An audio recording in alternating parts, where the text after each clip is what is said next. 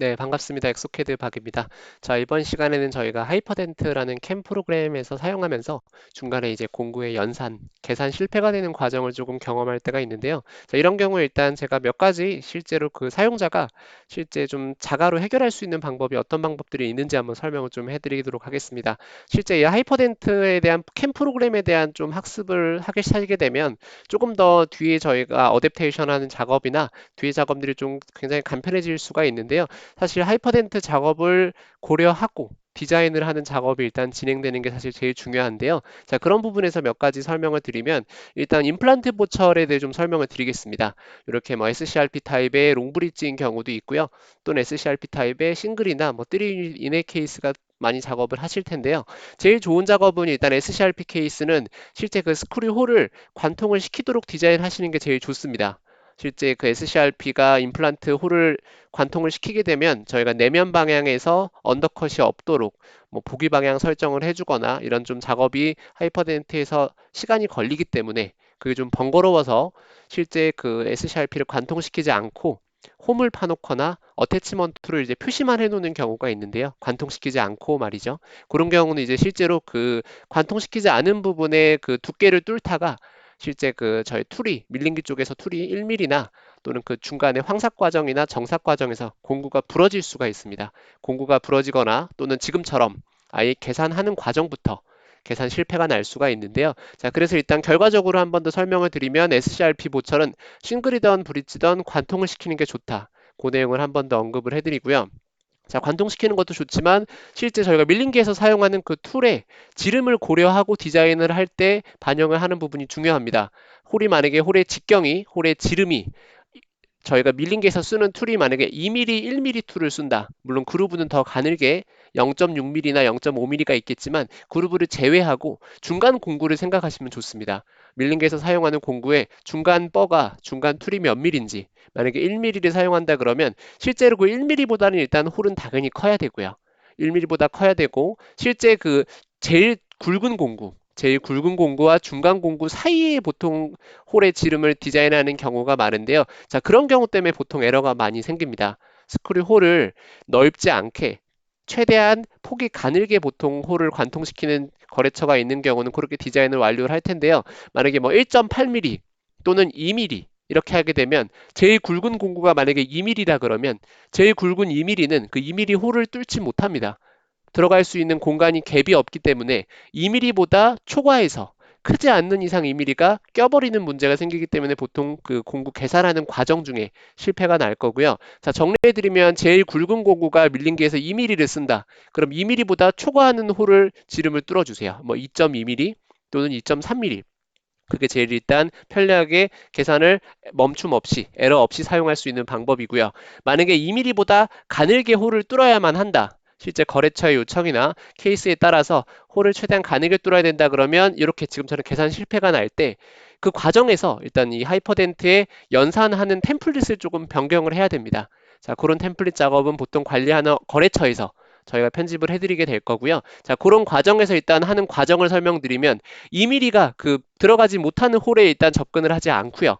그 다음 공구, 중간 공구가 들어갈 때 실제 공구가 쭉쭉 내려가면서 연산을 할 때 공구가 충돌이 되지 않도록 그 공구의 반경이 나올 수 있도록 연산을 조금 저희가 몇 가지 작업들을 이제 회피하는 작업도 적용을 하고요. 그런 작업들이 있기 때문에 그래서 일단 발생할 수 있다. 그래서 그거는 당연하게 수반될 수밖에 없는 문제라는 걸 설명을 드리고요. 자, 지금 같은 디자인 같은 경우 보시면 앞쪽에 전치부 3번 쪽부터 3번 쪽까지는 스크류 홀이 다 잘 잡혀 있는 모습입니다.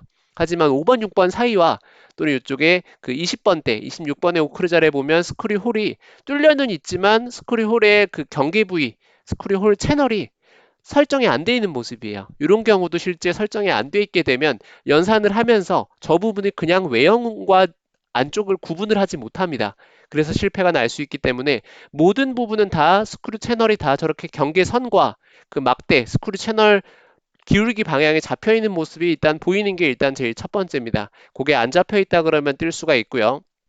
잡혀 있는데 지금처럼 특정 과정에서 실패가 뜬다. 그럼 그 과정에서 꼭 어느 과정에서 실패가 떴는지를 꼭 기록을 해 놓으면 좋습니다. 캡처를 해 놓으시거나 휴대폰으로 사진을 찍어 놓으셔야 최대한 빠른 장애 처리 해결이 가능합니다.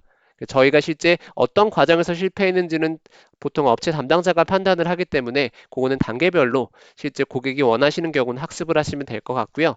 자, 그래서 일단 그런 경우는 대부분 홀의 지름을 너무 작게 뚫었거나 또는 블럭의 높이가 되게 높아서 실제 툴이 들어갈 때 블럭의 윗면과 아랫면에 들어갈 때 진입되는 각도, 그런 부분이 일단 차이가 많은 경우도 실패가 날 수 있고요.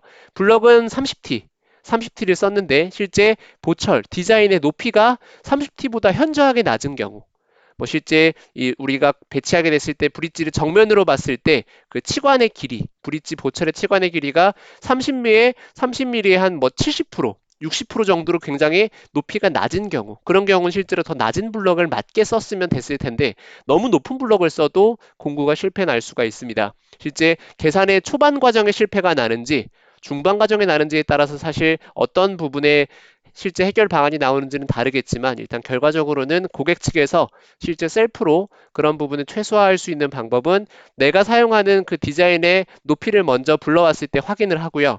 그 높이에 가장 준하는 블럭, 가장 가까운 블럭을 배치하는 게 일단 계산의 성공률을 높일 수 있다. 물론 여러 개의 계산을 한 번에 하기 때문에 블럭의 높이를 각각 불러오는 파일의 제일 높은 걸 따라가야 되는 건 맞지만 이제 그거는 당연하게 따라갈 수밖에 없지만 실제 롱브릿지를 할 때는 거기에 맞는 실제 단일화된 케이스의 높이에 맞게 최대한 근접한 블럭을 배치한다. 그게 중요하고요. 커넥터를 설정할 때도 커넥터 사이의 간격이 협소하지 않게, 이런 부분에서 실제 트라이앵글이 잡히지 않게 커넥터 사이에 껴서도 계산 실패 공정이 날 수 있기 때문에 커넥터는 불필요한 커넥터는 삭제해 주셔도 충분합니다. 이런 케이스 같은 경우는 지금 보시면 레비알에 5개, 링구얼에 5개 정도만 달아도 충분히 서포트가 되기 때문에 더 불필요하게 커넥터를 많이 다실 필요 없고요.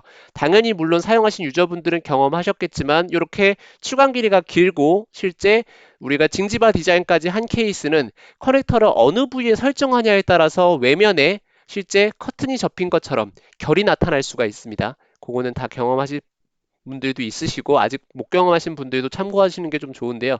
외면에 나타나는 결은 일단 나타날 수밖에 없습니다.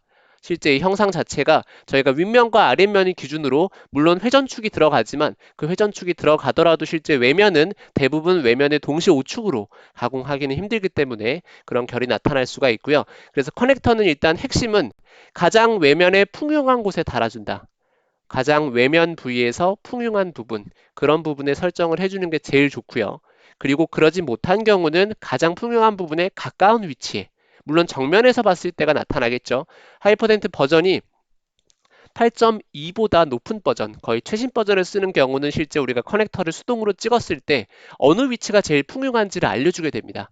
하지만 그 버전보다 낮은 하위 버전을 쓸 때는 알 수가 없기 때문에 정면과 측면, 실제 방향을 돌려볼 수 있죠. 방향을 돌려보면서 어느 위치가 제일 풍요한 위치인지 저희가 눈으로 봐주면서 설정해주는 게 제일 중요해요. 자동으로 설정된 경우가 풍요한 경우면 상관이 없는데 그러지 않은 경우 굉장히 많거든요. 뭐 서비컬이 아니라 인사이저 쪽에 잡혀 있거나 미들에 잡혀 있거나 그런 경우 실제 나왔을 때 밀링은 다 나오겠지만 외면의 그 결을 다 다듬어주는 과정이 일단 시간이 걸리기 때문에 그거를 한번 설명을 드렸습니다. 자, 그래서 일단 하이퍼덴트 과정에서 임플란트 보철을 할 때 지켜야 될 몇 가지 과정들, 그리고 홀의 지름을 몇 미리로 해야 되는지, 그리고 실제로 홀이 굉장히 깊은 경우도 있지만 실제로 비스듬하게 꺾여 있는 경우도 있어요. 그런 경우는 실제 저희가 윗면에서 봤을 때와 아랫면에서 봤을 때 밀링기에서는 그 회전축의 각도가 정해져 있습니다. 무한정으로 틀 수가 없고요. 대부분 20도 정도를 권장합니다. 국내 밀링머신은 보통 20도 정도를 권장하고요. 20도가 넘어가는 경우에 대해서는 그 회전축을 틀 수가 없습니다. 하드웨어적으로 정해져 있기 때문에 기구적으로 그 각도를 틀 수가 없기 때문에 계산 실패가 나타날 수가 있습니다. 그래서 그런 경우는 저희가 스크류 홀을 무작정 실제로 앵글드가 심하다 그래도 25도, 30도 이상 꺾어서 디자인은 가능하지만 밀링기에서는 밀링이 일단 진행될 수가 없다. 그런 부분도 고려하셔서 실제 디자인 쪽에서 최소화할 수 있는 각도로 진입을 해주시는 게 좋습니다.